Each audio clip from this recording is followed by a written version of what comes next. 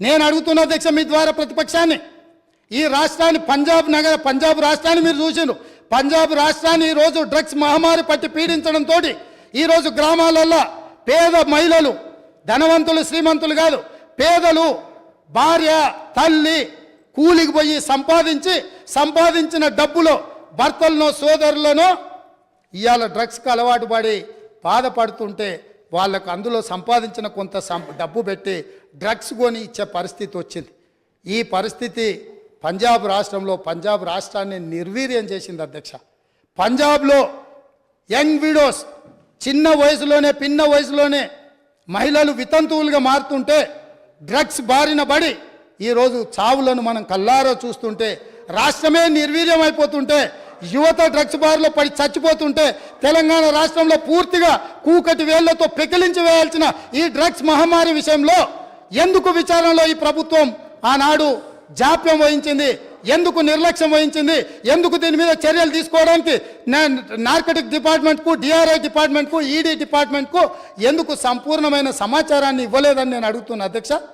ఈరోజు నేను టీఎస్ న్యాబ్లో ఒక అడిషనల్ డీజీ క్యాడర్ ఆఫీసర్ను పెట్టి ఎంపవర్ చేసి ఇవాళ ఈ రాష్ట్రంలో డ్రగ్స్ అనే పదం వినిపించొద్దు, ఈ రాష్ట్ర సరిహద్దులు ఎవడు గంజాయితో రావద్దు, ఎవడు వచ్చినా ఎంత పెద్దవాడైనా ఎంత గొప్పవాడైనా వాళ్ళ వెనకాల ఎవరు ఉన్నా ఊచలు లెక్క పెట్టాల్సిందే, లెక్క పెట్టియాల్సిందే అని ఈరోజు నా ప్రభుత్వం మా మంత్రివర్గ సహచరులు తీసుకున్న నిర్ణయాన్ని ఈ ప్రతిపక్షాలు అభినందించాల్సిన అవసరం లేదు అధ్యక్ష. మిగతా విషయాలలో భిన్నాభిప్రాయాలు ఉండొచ్చు, భేదాభిప్రాయాలు ఉండొచ్చు, కానీ డ్రగ్స్ మహమ్మారిని నిషేధించడానికి నిర్వీర్యమైపోతున్న యువతను, చిన్న పాఠశాలల ఆడపిల్లలు బలైపోతున్న ఈ మహమ్మారిని నిషేధించడానికి ఈ దాన్నైనా అభినందించడానికి మన ప్రభుత్వాన్ని మీరు అభినందించడానికి మీకు మనసు రాలేదా అని నేను అడుగుతున్నా అధ్యక్ష. అంటే ఈరోజు ఈ సభలో వీళ్ళందరూ మిగతా వాటిలలో వాళ్ళకి రాజకీయ కోణాలు ఉండొచ్చు, కానీ ఈ విషయంలో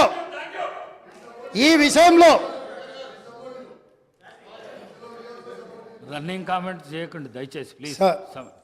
సార్ పాపం తెలియక అట్లా అంటుండే, కానీ తర్వాత ఆయనకుండే బాధలు ఆయనకుంటాయి. ఎందుకంటే ఎవరైతే ఈ అంశం మీద పూర్తి స్థాయిలో మాట్లాడినరో వారు బాధ్యత తీసుకొని మిగతా విషయాలలో మాకు భిన్నాభిప్రాయాలు ఉన్నా డ్రగ్స్ నిర్మూలన విషయంలో, మత్తు పదార్థాలను నిషేధించడంలో, గంజాయి ఇతర మత్తు పదార్థాలను ఈ రాష్ట్ర సరిహద్దులను దాటి లోపలికి రానివ్వకుండా కంచేసి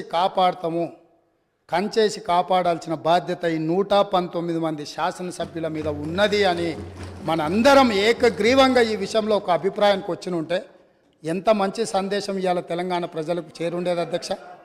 కాళ్ళు వనకాలి అధ్యక్ష. ఎవరైనా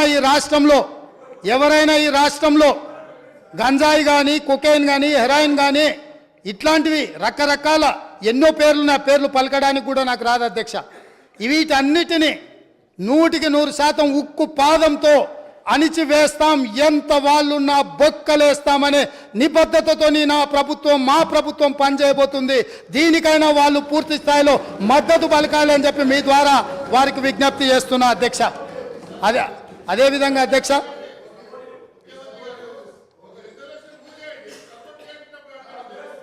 ఇప్పుడు గవర్నర్ గారి ప్రసంగంలోనే ఈ అంశాన్ని స్పష్టంగా ప్రస్తావించిన వారు ఎంతసేపు మాట్లాడినరో మీరు సమయం తీయండి. మా సభ్యులు ఎంతసేపు మాట్లాడినరో, టీఆర్ఎస్ సభ్యులకు ఎంతసేపు సమయం ఇచ్చినరో రెండు పోల్చి చూడండి అధ్యక్ష. ఈ విషయంలో మనకు భిన్నాభిప్రాయాలు, భేదాభిప్రాయాలు ఉండాల్సిన అవసరం ఏముంది అధ్యక్ష? ఏమన్నా ఉందా అధ్యక్ష? ఇందులో నేను ఏమైనా ఎవరికైనా నష్టం జరిగే విధంగా, లేకపోతే వాళ్ళ కష్టం జరిగే విధంగా ఏమన్నా ప్రభుత్వం నిర్ణయం తీసుకుంటుందా అధ్యక్ష? ఇందులో కలిసి రావడానికి ఉన్న ఇబ్బంది ఏంది అధ్యక్ష? నాకు అర్థం కాలే. అందుకే వారికి అవసరమైతే ఇప్పుడు అడగట్లేదు అధ్యక్ష మైకు. ఒకవేళ ఇప్పుడు నేను ఇంతసేపు మాట్లాడినా మైక్ అడిగినుంటే మీరు మైక్ ఇచ్చుంటే వారు మాట్లాడుతుంటే వారు మాట్లాడడానికి మైకు తీసుకొని ముందుకు వస్తే ఇవ్వండి అధ్యక్ష. ఇది ఒక మంచి కాజ్ కదా, ఈ ఒక్క మంచి కాజ్కి వారిని ముందుకు వచ్చినందుకు మైక్ ఇవ్వండి అధ్యక్ష. గౌరవ కేటీఆర్ గారు స్పీకర్స్ ఆయనకు బ్రేక్ తీసుకోవాలంటే బ్రేక్ తీసుకోమన్నాడు సార్, మాకేం అభ్యంతరం లేదు. మాట్లాడి అలసిపోయినట్టున్నారు, మాకేం అభ్యంతరం లేదు. కానీ అధ్యక్ష, వారేదో కొత్తగా ఏదో చేసినట్టు డ్రగ్స్ విషయంలో అధ్యక్ష మా ముఖ్యమంత్రి గారు మా గౌరవ పెద్దలు మా పార్టీ అధ్యక్షులు ఈరోజు లీడర్ ఆఫ్ ఆపోజిషన్ కేసీఆర్ గారు వారు పాపం మరి ఫాలో అవుతారా లేదా వార్తలు నాకు తెలియదు కానీ సివి ఆనంద్ గారు అనే అడిషనల్ డైరెక్టర్ జనరల్ ఆఫ్ పోలీస్ని టిఎస్ న్యాబ్ అనేది ఏర్పాటు చేసిందే మా ప్రభుత్వం. Telangana state anti narcotics bureau ఏర్పాటు చేసిందే మా ప్రభుత్వం. ఏర్పాటు చేయడమే కాదు, సివి ఆనంద్ గారిని అపాయింట్ చేయడమే కాకుండా దాదాపు 9 నెలల కిందటనే ఆ కార్యాచరణ కూడా ప్రారంభించి మొత్తం అన్ని జిల్లాల ఎస్పీలు, ఇప్పుడు వారు చెప్పారు కదా ముఖ్యమంత్రి గారు, మొత్తం ఒక పూచిక పుల్ల గదులొద్దు, అసలు గంజాయి అనేది కనబడొద్దు అనే మాట ఏదైతే వారు చెప్పినారు అధ్యక్ష. పంజాబ్ గురించి కూడా గొప్పగా చెప్పారు అధ్యక్ష. మరి పంజాబ్లో నిన్న మొన్నటి దాకా ఉన్నది కాంగ్రెస్ ప్రభుత్వమే అధ్యక్ష, వారు మర్చిపోయినట్టున్నారు. పంజాబ్ ఇవాళ మత్తులో మునిగిపోతోంది, యంగ్ విడోస్ అనేది అయితే మాట్లాడారో అక్కడ ఉన్నదంతా కాంగ్రెస్ ప్రభుత్వమే. ఉడతా పంజాబ్ అనే సినిమా వచ్చింది కూడా మీ కాంగ్రెస్ ప్రభుత్వంలో, అది కూడా తెలుసుకోండి అధ్యక్ష.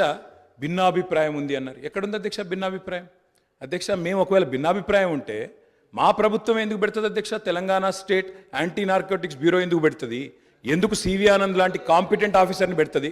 సరే మీరు తీసేసింది ఇవాళ ఆయన, అది వేరే విషయం, కానీ సివి ఆనంద్ లాంటి కాంపిటెంట్ ఆఫీసర్ని ఎందుకు పెడతాం అధ్యక్ష? ఇంకో మాట అధ్యక్ష, ఇట్లాంటి విషయాలు ఇప్పుడు ఈరోజు కాదు అధ్యక్ష, ఇట్లాంటి విషయాల్లో గౌరవ ముఖ్యమంత్రి గారు ఆనాడు కేసీఆర్ గారు మరి షీ టీమ్స్ పెట్టినా, రాష్ట్ర ప్రయోజనాలకు సంబంధించి ఏ అంశం పెట్టినా, ఈరోజు డ్రగ్స్ విషయంలో మీరు మాట్లాడినా 100% కాదు అధ్యక్ష, 1000% మా పార్టీ నుంచి పూర్తి సహకారం ఉంటుంది ఈ విషయంలో. వారికి కన్ఫ్యూజన్ అవసరం లేదు, వారికి ఇంకేమైనా అనుమానాలు ఉంటే కూడా నేను చెప్తా ఉన్నా. భిన్నాభిప్రాయాలు అన్నారు, మేము అభిప్రాయం చెప్తే కదా అధ్యక్ష భిన్నాభిప్రాయం ఉండడానికి, అది మేమే చెప్పినాము. మేమే మా ప్రభుత్వం ఉన్నప్పుడే ఏర్పాటు చేసిన సంస్థ, ఇవాళ మీరు క్రెడిట్ తీసుకుంటా అనుకోవచ్చు. మాట్లాడితే మేనేజ్మెంట్ కోట అంటారు అధ్యక్ష. అధ్యక్ష ఢిల్లీని మేనేజ్మెంట్ చేసి ముఖ్యమంత్రి పదవి తెచ్చుకున్న వ్యక్తి, ఢిల్లీని మేనేజ్ చేసి పీసీసీ పదవి తెచ్చుకున్న వ్యక్తి వాళ్ళ మేనేజ్మెంట్ కోట గురించి మాట్లాడితే అధ్యక్ష నేను అనలేదు అధ్యక్ష. ఇది కోమటిరెడ్డి వెంకటరెడ్డి గారు చెప్పినారు, పేమెంట్ కోట అని చెప్పినారు అధ్యక్ష. కాబట్టి ఆయన కూడా మాట్లాడితే బాగలేదు అధ్యక్ష, వారిని సవరించుకోమనండి.